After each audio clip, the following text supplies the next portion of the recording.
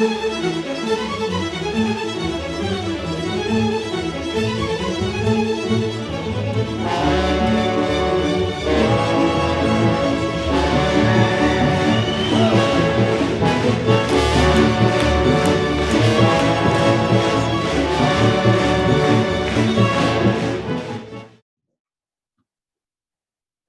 and welcome to another virtual Virtuoso with the Cheyenne Symphony Orchestra. I'm William Introligator, music director and conductor, and joining me tonight is our wonderful violist, Sabrina Romney Lloyd. Welcome, Sabrina. Well, thank you so much, William. It's great to be with you. You have been a wonderful part of the Cheyenne Symphony for a number of years, and it's wonderful also because you're a Cheyenne resident, right? Yes, it'll be 5 years in October, or it was 5 years in October. Yeah, and 5 years that you've been living in Cheyenne as well as playing in the symphony, right? Symphony, it's closer to about 8 years. 2012 was when I first was a member. I'd subbed a couple of times before. Oh, that's great. Well, tell us a little bit more about your background, Sabrina. So I was born in New York, but my family liked to move a lot. And so I lived in New York, and then I lived in Escondido, California. And then I lived in northern Utah for a year before our family moved to Barcelona, Spain, because, you know, moving within the country apparently wasn't enough for my parents. We lived in Barcelona for 2 years. I learned Spanish. And then when we moved back to Utah area, I lost the Spanish. I guess Logan is where I did most of my growing up, high school, and then I went to Utah State University and studied viola performance there with the Fry Street Quartet. And then I moved to Colorado for graduate school in 2010, and that's what brought me to the Front Range, Colorado, Wyoming area was graduate school. I was part of their graduate string quartet program for those 2 years, and then I liked living in the area. So. Oh, that's great. So that's at CU Boulder? CSU in Fort Collins. Oh, okay, right. Oh, great. So did you come into graduate school with an established string quartet? No, so everyone in the quartet was new. We'd never met until we started doing that program, I believe. So. Wow, what a special opportunity to get like a master's and just focus on chamber music. And wow, that sounds heavenly. It was. I've missed the chamber music aspect, which is, it's been nice to prepare for this virtual virtuosi because I was able to have a pianist and have that chamber music come back for a while. Oh, good. Well, and then tell us, when did you start? And did you start on viola, or are you one of those violists who started on violin or some other instrument? I started on the violin, so I'm a convert. My mom, before she retired, was a Suzuki violin teacher. And so I started when I was 4 years old. My sister started when she was 3. Wow.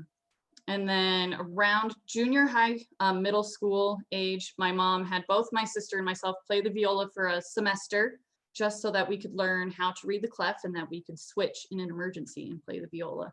I ended up liking it enough, though, that by the time I was in high school, I was doing all viola stuff. So at first it was just viola in orchestra, and then still the violin repertoire for solo stuff. And then eventually I transitioned, so it was a gradual change. Right. And was your mom your teacher throughout those early years when you were moving from place to place? So yes. I imagine that gave some consistency to your lesson plans, that not having to change teachers each time that your family moved. Yes, and then violin lessons, it seemed like happened every day for a while, just because we lived together. So yeah, wow, you're lucky. And then I also happen to know that you're an excellent pianist. Tell us how that fit in. So while my mom is the violinist, my dad is a pianist. His job before he retired was being a lawyer, a patent attorney, but he played the piano growing up as a child. And even while he was in school, he still tried to take lessons. When he was going to Harvard, he studied with a piano professor at NEC, since they're kind of geographically close. I don't remember the professor's name. So playing the piano for me was the fun instrument. It was okay if I made mistakes, or, I could learn movie soundtracks on the piano or other fun things like that.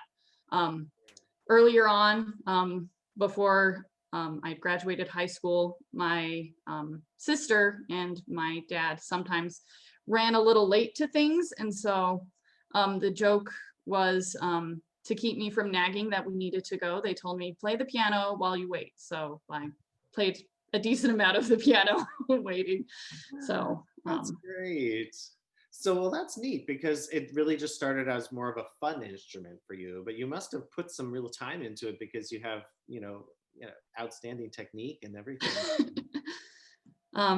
Yeah, so I do enjoy playing the piano. It's harder because right now I'm married with 2 young children at home. And so there's only so much of the piano I can play before they'll want to make it a duet or a trio. Yes. But I do play the piano at church for the youth class. Well, before the pandemic hit, I played the piano for the youth class at church. And so that was fun to kind of play some more simple stuff, or for prelude or postlude after class was over, I'd play some of the more serious stuff that I like to play. That's great. Tell us about how it happened that you ended up deciding to be in Cheyenne for living there. So after graduate school in Fort Collins, I did end up moving to Boulder, Colorado. One of my best friends from undergrad, she went to CU Boulder and I went to CSU. So we were in the same state, but not the same school. And she had a semester left before graduating. And she said, why don't you come and move in with me in Boulder, and we can, still do stuff together and I can still be in the area. So I moved to Boulder, and that's where I ended up meeting my husband. And we got married about 2 years after I moved to the area. So we knew each other for a while. That was all nice and wonderful. And he worked in Boulder. So that was the other selling point. It made it easy to just stay put. And then his job moved to Denver. So instead of like a 15-minute bus commute, it was a 2-hour bus commute each way. And so he decided to look for something else, and he specifically chose to look where I was already playing in orchestras, and Cheyenne had an opening. And so here we are. Most people in the orchestras didn't know I'd moved for a while because I still showed up to rehearsal like any other day. Right. Yeah. Wow. That's fantastic. Well, we're so lucky to have you right here in Cheyenne. I mean, it's wonderful. And, it's just great that you're part of the musical community there, all the time. Mm-hmm. And I also want to make special mention that you've filled in on several times as our principal violist, including most recently with our strings concert in October. And that was relatively short notice. So thank you so much. You were very lucky to have you. Oh, it was my pleasure. Well, so I guess, are there any other orchestra? You mentioned other orchestras that you played in, being the places where your husband Seth looked for jobs among Cheyenne and others. What are the other orchestras that you currently play in, or others? So I play in the Fort Collins Symphony, I play in the Greeley Philharmonic, and then I play in the Wyoming Symphony in Casper.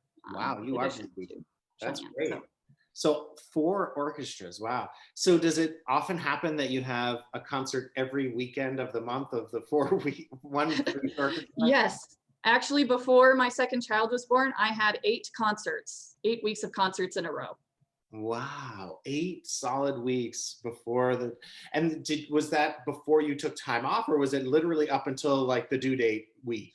It was basically, I gave myself 1 extra week before the due date, but yeah, it was cutting it pretty close. Oh, nice. You mentioned you have 2 kids. Do you want to share their ages? So Dorrit is 3 years old, and she's a girl. And then our boy Emrys turned 1 within the last month.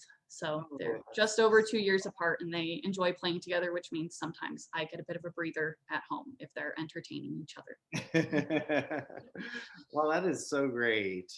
And now tell us a little bit about the pieces that you've chosen. We can start with the first one. Are for viola, there aren't quite as many, pieces as there would be maybe for violin, but there is still a lot of wonderful music written for viola. And you've chosen a couple of pieces that have versions for viola and strings or versions for viola and piano, right? Yes. And so tell us a little bit about the first one, please. I actually don't know which one you're going to be playing first. Oh, okay, well, it's totally up to you. Whichever you would prefer, it doesn't matter. We'll go with the Bloch, the Suite Hebraic. Okay. So Bloch is a composer that has written actually a decent amount of repertoire for the viola, and so I wanted it on my list of repertoire to learn. So when I first moved to Cheyenne, I actually started working on the entire suite with a pianist here in town. And then when the Virtuosi came up, I decided I could, refresh myself on that piece just for something different. You don't often get a lot of kind of Jewish themed music. Right, yeah. And of course, many people will remember Ernest Bloch from his famous Shlomo for cello and orchestra, and many other wonderful pieces that he wrote. One of the things that people may not recall offhand, because he had quite a career in this country, was that he's originally Swiss. And the Swiss people still consider him one of their greatest composers, Swiss composers. Even though he did emigrate to the United States and he had quite a career in the US, teaching in California and living in Oregon and many other places. And I think he started teaching at the Mannes School when he first came in New York City. So, that was like in the period of the 40s, I think, 30s, 40s, 50s. He died around 55, 56, I think, if I'm not mistaken. So this suite, Hebraic, is a suite of, I think, 3 movements. Is that right, Sabrina? Yes. And it has Jewish themes in all of them. And one of the things that's unusual about this is that it actually, in the music, if I remember correctly, that there are a few points maybe where the music is meant to imitate the sound of the shofar, which is the ram's horn that's blown for the Jewish New Year. And is that going to be in the movement that you're doing, the Rhapsody movement? I don't remember. I don't actually recollect for certain. I have not done as much research as I should have. Oh no, that's fine. You probably know though, because like if like the music suddenly went, you'd suddenly think, oh, that's the shofar. No. So we'll be hearing it with you and a pianist. Do you want to introduce your pianist? Yes, so my pianist's name is Ruth Bright. She moved to Cheyenne just over a year ago. And right now she is an accompanist at Central High. Oh, great. I believe. And then she also teaches privately. So when my youngins are old enough, we'll see if she'll have them teach them. Because she said she loves teaching the younger kids. They're her favorite. So. Oh, good. Well, before we get into it, is there anything else that you'd like our listeners to know about the Rhapsody movement from Suite Hebraic by Bloch? I don't think so. It's just a listen and enjoy. Fantastic. Here's Sabrina Romney Lloyd and Ruth Bright, right? Did I get the name right? Okay. Performing Ernest Bloch's Rhapsody from Suite Hebraic. Enjoy.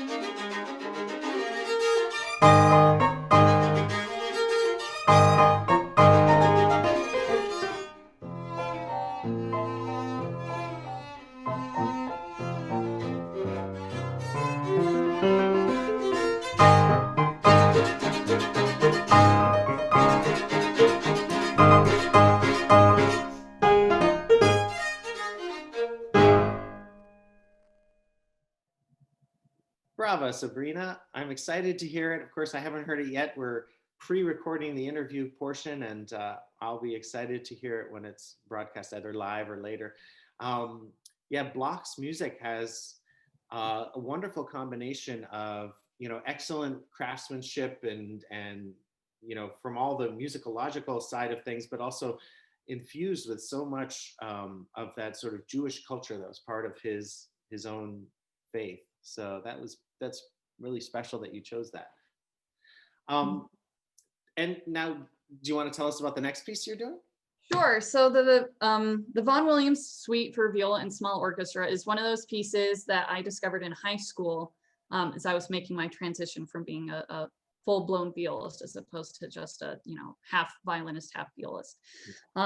So I'd always been a fan of Vaughan Williams music, and so this was a suite. I don't even know how I found out about it, but I think it might have been a CD that my parents had at home, and so I got the music. And there are, if I remember correctly, 8 movements, and so the Christmas dance is just one of those movements. And so I figured this time of year it would be fun to go ahead and do the Christmas dance. Oh, it's perfect for this time of year. Yeah. And I was not familiar with this piece. I'm really excited to hear you perform it because when you mentioned it, I was like, I don't know that piece at all. So I just did a quick Wikipedia search and you're right. There are 8 movements made into 3 groupings, according to Wikipedia, where the Christmas dance is the 3rd movement and the end of the 1st group.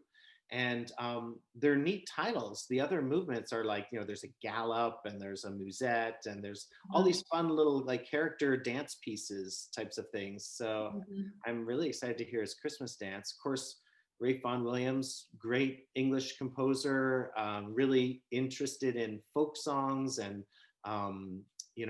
set a lot of them, recorded a lot of them down. And with his friend Gustav Holst, sort of revived that whole English folk song tradition. So I'm wondering if it'll have sort of a folk element. Would you say that the Christmas dance movement has a little bit of that? A little bit, not as much as you would think.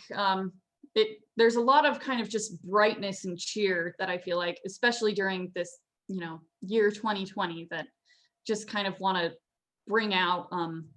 It was fun to play with Ruth, especially I was able to memorize the piece, so it was nice to have more of that intimate kind of, cooperative aspect when you're not worrying about the music. Absolutely, yeah, wonderful. So, and I'm just trying to think if there's anything else you wanted to say about the piece. I think it was from the 1930s, if I'm not mistaken. Yeah, so they're both the Bloch and the Vaughan Williams were 20th century works, but it's nice to see how different they are, because often people think of 20th century music and sometimes they'll kind of turn off thinking it's going to be too atonal or not something they're comfortable listening to. So yeah, neither of these composers really went into that field very much for atonal music. Yeah. Well, that's so interesting.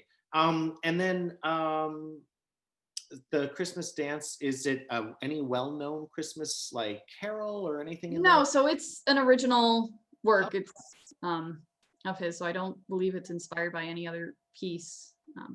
Nice. Wow, that's great. So I guess we'll just get right into it then. This is Ralph Vaughan Williams' Christmas dance from his, is it called Suite for Viola and Strings, or? Suite for Viola and Small, let's see, an orchestra, at least that's what it says on the cover. Performed, oh, there it is. Viola and orchestra. Nice. In the piano accompaniment version with Sabrina Romney Lloyd on viola and Ruth Bright on piano. Enjoy.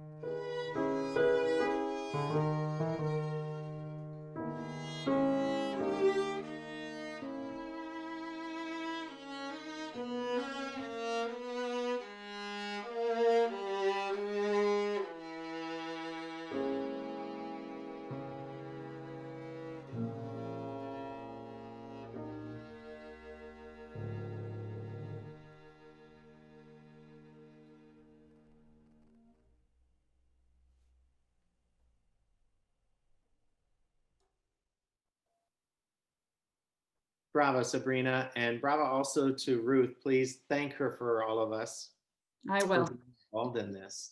We're so fortunate to have you as part of the Cheyenne Symphony Orchestra. And we were just visiting a little bit that you have sometimes performed in other kind of venues for the Cheyenne Symphony in town. Tell us a little bit about that. So the Cheyenne Symphony has been great doing some more youth outreach, oftentimes with the soloists for the concerts or just in general throughout the year, even during the summertime, the off season, you'd call it, for the symphony. And I've been able to play for a couple of the story times that they've had for the kids at the Botanic Gardens Children's Village. That's been free to the public, where the kids are able to try out instruments. And I think the director for the Children's Village, Aaron Somers, he reads a story, and I've been able to accompany with music the story he reads. That's fantastic. Which of the stories did you accompany recently or in the past years? So most recently, while I was pregnant with our second child, we did The Ugly Duckling.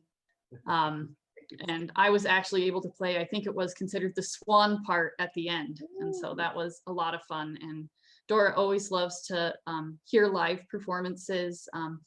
So she's been to those story times, and she's even come to the classic conversations at the library before the pandemic hit. We figured it was kind of a performance preparedness opportunity, because you could have food and you could listen to, some snippets of the pieces, and she's always enjoyed that. And the guest artists are usually there and they play their instruments and stuff. I've seen her there. That's so nice. That's great. Wow. Well, it's great that you're so involved in Cheyenne doing these things with the symphony and at the Children's Botanic Garden, and which is just a magical place. It's just such a great part of Cheyenne. Anything else that you'd like to share with our watchers, viewers out there who maybe Cheyenne Symphony fans, or maybe even other colleagues of yours from within the orchestra's ranks? Anything else you'd like to say or mention? Well, I'm just glad to have this opportunity to do virtual virtuosi and to still be able to play at the symphony level in Cheyenne, because a lot of the other orchestras have not been able to do that. And so it's been nice to still be able to make music together. And I'm looking forward to when we can, play larger works and have more of us together playing that wonderful music. As am I. I'm looking forward to it too. We are very fortunate to be able to still be performing, and the orchestra still has plans for its December 12th holiday concert featuring the Cheyenne Symphony and Justin Bartels, the principal trumpet of the of the Colorado Symphony Orchestra. And so after that we have a little bit of a break, and then we come back in late January with another program with the symphony, and let's just keep our fingers crossed that everything is going well, and those programs can go off without a hitch, and as you said, hopefully get back to normal, maybe by next fall or something like that, or in time for the Raiders concert. Oh goodness, yes, in June. Raiders, which really has to have a giant orchestra. I'm so excited about that. Yeah, that's gonna. I'm looking forward to that as well. Well, this has been wonderful. It's been great to get to know you better, Sabrina, and to get to hear your music and for you to share your talents and your passion and your background with all of us. Thank you so much. Well, thank you, William. Yeah.